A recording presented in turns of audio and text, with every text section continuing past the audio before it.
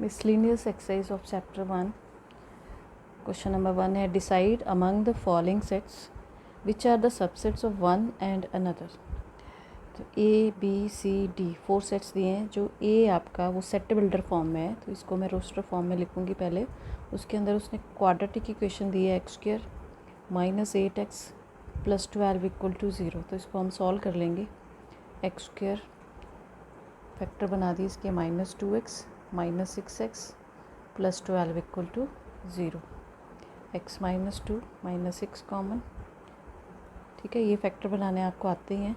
x minus 2 x minus 6 equal to 0 means x की 2 values आ गई 2 and 6। तो a में आपके पास एलिमेंट्स हैं 2 एंड 6। b सेट गिवन है 2 4 6। c दिया हमें 2 4 6 8 up to so on and d is 6। तो हमें बताना है सबसेट। सबसेट वो होगा जो पूरा का पूरा जिसके एलिमेंट्स दूसरे सेट में प्रेजेंट होंगे। तो अब आप ए को देख रहे हो 2 6 बी में प्रेजेंट है, तो A is subset of B.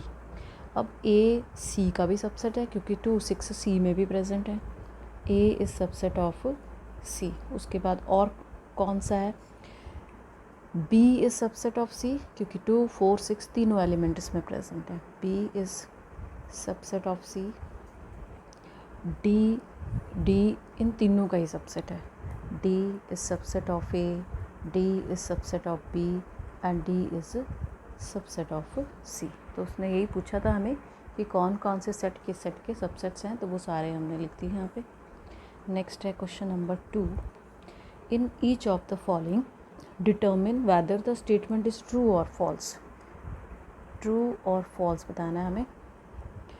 If it is true prove it, if it is false give an example.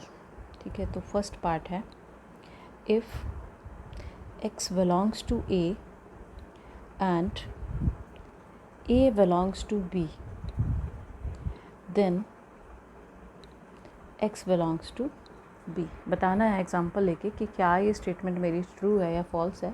तो जैसे जैसे उसने लिखा हम वैसे ही एग्जांपल बना लेंगे इसमें। x बिलोंग्स टू ए, कोई मैंने एलिमेंट ले लिया, ए में मैंने ले लिया 1 एलिमेंट, ठीक है। कुछ ए बी सी कुछ भी ले सकते हो आप। ए बिलोंग्स टू बी, अब बी में ए पूरा प्रेजेंट है, बिलोंग्स लिखा है वहाँ पे, तो ये पूरा सेट जो है वो मैंने बी में ले लिया। तो अब हमें देखना है कि क्या एक्स बी में, एक्स क्या था मेरा 1 था, क्या 1 बी में प्रेजेंट है। तो 1 बी में प्रेजेंट नहीं है, सेट उसमें प्रेजेंट है। तो ये ट्रू हो गया ना, as X belongs to A and A belongs to B, then X does not belong to B because 1 does not belong to B. तो ये गलत हो गया, फर्स्ट जो है वो आपका फॉल्स है। तो इस ढंग से आप खुद एग्जाम्पल बना सकते हो। सेकंड है if A is subset of B and B belongs to C. Belongs और सबसेट पता होना चाहिए आपको कि क्या होते हैं। अब आप पूरा एक चैप्टर कर चुके हो।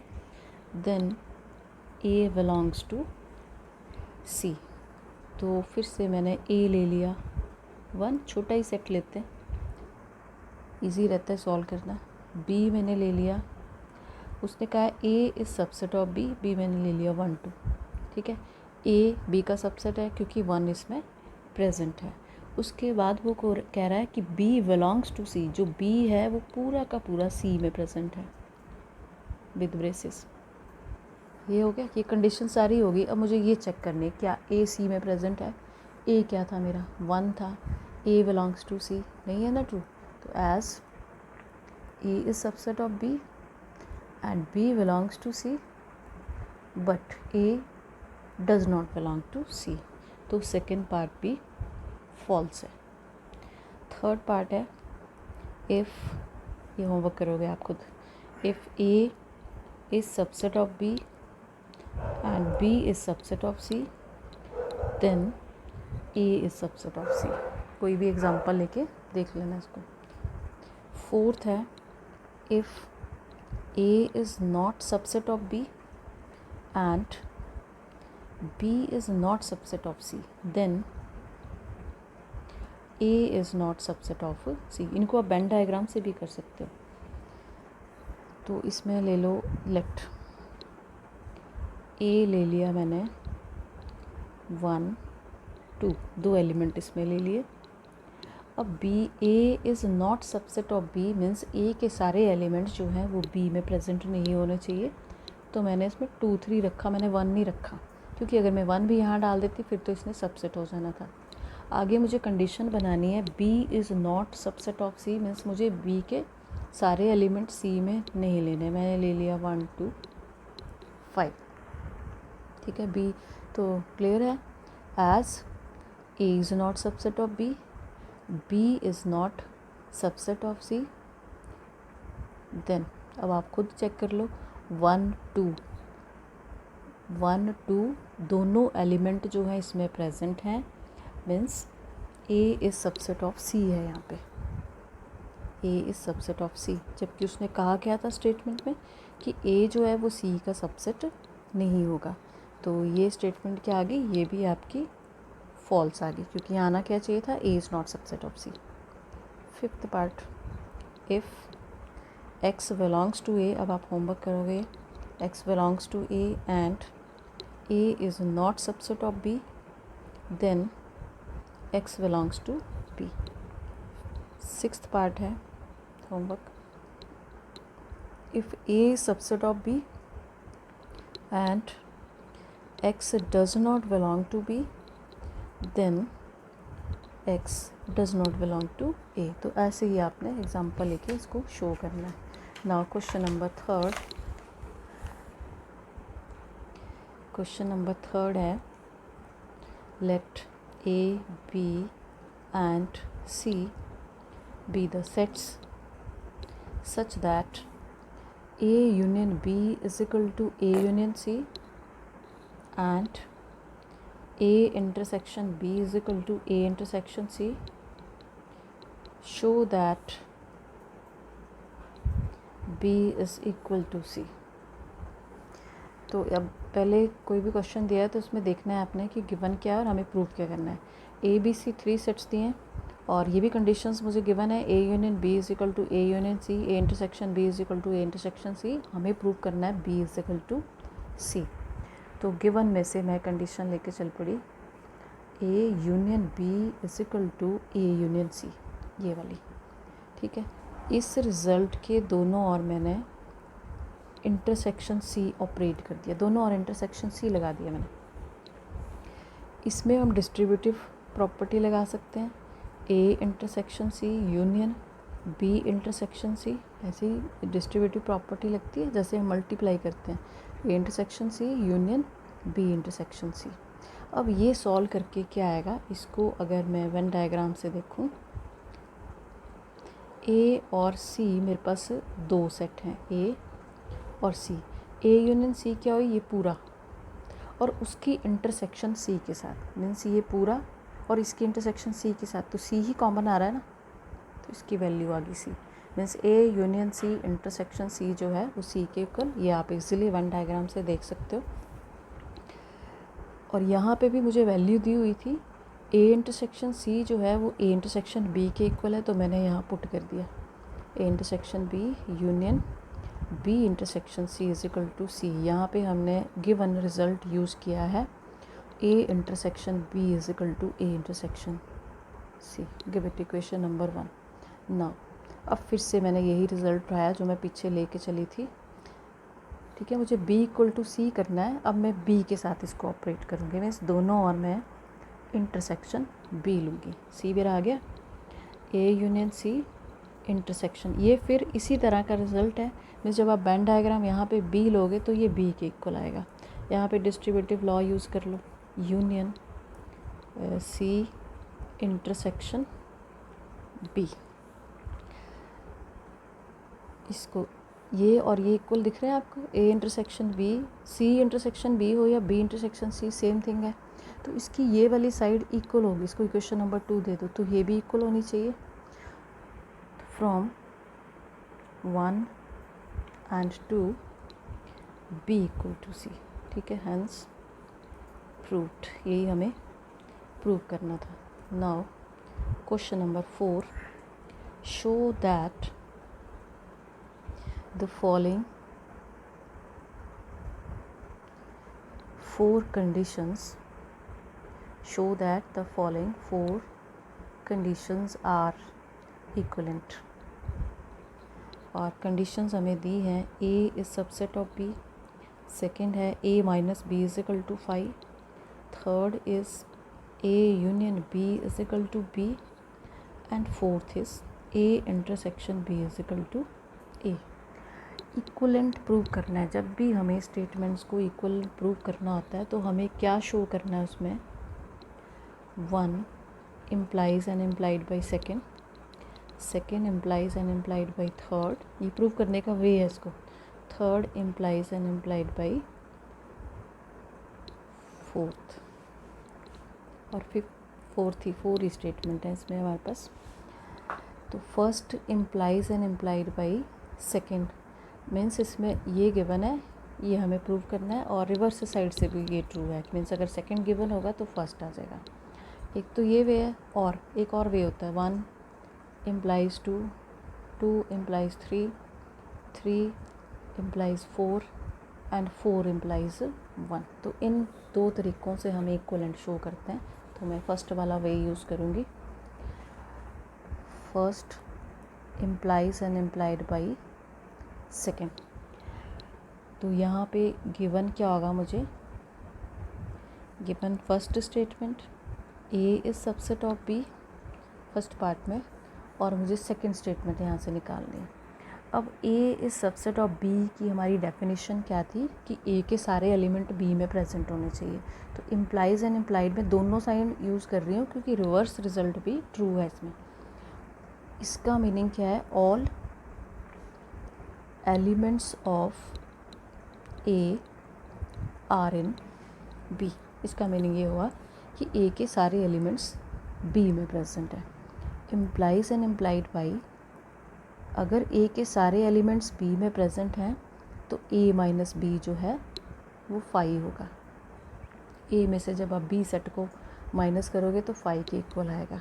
आप वेन डायग्राम से भी देख सकते हो, ये A सेट है, A सबसेट ऑफ B का मीनिंग ये है कि A के सारे एलिमेंट B में प्रेजेंट है। B यहाँ पे बड़ा सेट है।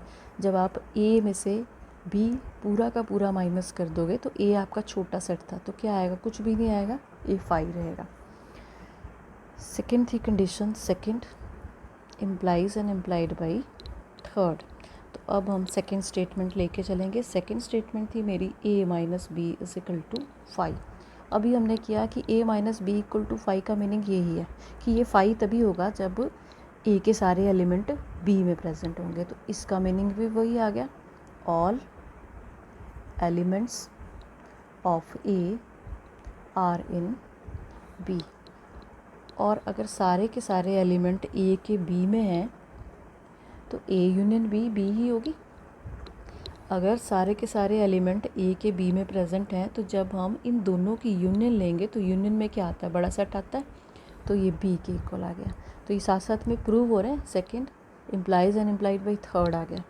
अब हमें शो करना है third implies and implied by fourth. अब आपको स्टेटमेंट दी है A union B is equal to B। कब पॉसिबल है, जब all elements of A are in B implies and implied by A intersection B is equal to A।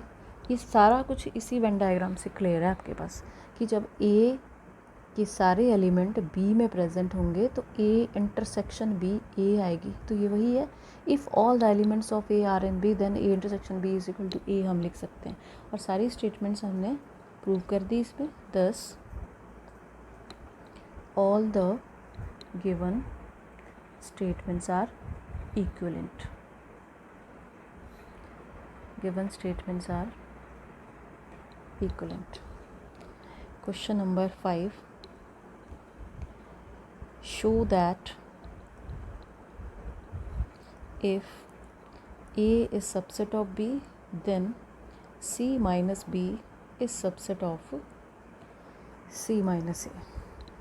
तो एक मैंने जब सबसेट करवाया था आपको डेफिनेशन मैथमेटिकल फॉर्म में करवाई थी कि if x belongs to a, और अगर हम शो कर देते हैं कि यही एलिमेंट b में भी प्रेजेंट है, देन वी से a is subset of b। अब मुझे इसको सबसेट शो करना है, मीन्स मुझे इसमें एलिमेंट लेके चलना है और इसमें प्रूव कर देना है। Let x belongs to c minus B, c minus B, x belongs to c minus B means minus वाली डेफिनेशन यूज़ कर लो, x belongs to c and x does not belong to b, ये minus वाली definition use की हमने। This thing implies x belongs to c and x does not belong to a, क्योंकि अगर a subset b दिया है हमें, इसीलिए हो रहा है ये। अगर b में एलिमेंट नहीं है तो छोटे सेट में भी नहीं होगा, ये तो उससे छोटा है ना। और ये फिर से माइनस की डेफिनेशन बनेगी, x belongs to c minus a, और यही हमें यूज़ करना था। इसमें हम एलिमेंट लेके चले, इसमें मैंने एलिमेंट शो कर दिया, तो क्या प्रूव हो गया, c minus B is subset of c minus a। तो इस ढंग से आपने सबसेट जो है वो प्रूव करना है। Question number 6, assume that power of a is equal to power of b दिया है ये हमें, prove that a is equal to b मुझे शो करना है। तो लेट x मैं a में लेके चल पड़ी, अगर x कोई एलिमेंट a में प्रेजेंट है तो ये, अगर मैं इसको किसी सेट में रखूँगी तो वो सबसेट होगा ना। जैसे मैंने 1 ले लिया, 1 बिलोंग्स टू a, तो अगर मैं यहाँ ब्रेसेस लगा देती हूँ तो ये आपका सबसेट बन जाता है a का। एंड दिस थिंग इम्प्लाइज, अगर ये a का सबसेट बन गया तो ये पावर ऑफ a में चला गया, ये डेफिनेशन थी, क्योंकि पावर ऑफ a में a के ही सबसेट प्रेजेंट होंगे। तो वही लिखा है मैंने कि अगर ये इसका सबसेट है तो ये पावर ऑफ a में होगा। And this thing implies x belongs to power of b, क्योंकि ये गिवन है हमें, power of a is equal to power of b। अब उल्टा चलना है, x belongs to p of a में था, इट मीन्स कि x जो है वो b का सबसेट होगा, और x अगर b का सबसेट हो तो ये b में प्रेजेंट होगा। तो अब हम x a में लेके चले थे, x मैंने b में प्रूव कर दिया, तो ये सबसेट की डेफिनेशन आ गई, a सबसेट ऑफ b। तो याद रखनी है सबसेट हम कैसे शो करते हैं। सिमिलरली दूसरा रिजल्ट प्रूव नहीं करना है, सिमिलरली लिखोगे, similarly we show that b is subset of a। तो यहाँ पे b लेके चल पड़ोगे, ये उल्टा आ जाएगा, ठीक है। और इक्वालिटी, दो सेट्स को हम इक्वल कैसे प्रूव करते हैं, जब हम उन दोनों को एक दूसरे का सबसेट शो कर देते हैं। मीन्स a b का सबसेट होना चाहिए, b a का सबसेट होना चाहिए, तो दोनों सेट्स जो हैं वो इक्वल हो जाएंगे। तो इन दोनों स्टेटमेंट से from 1 and 2 implies a is equal to b आ गया। That's all.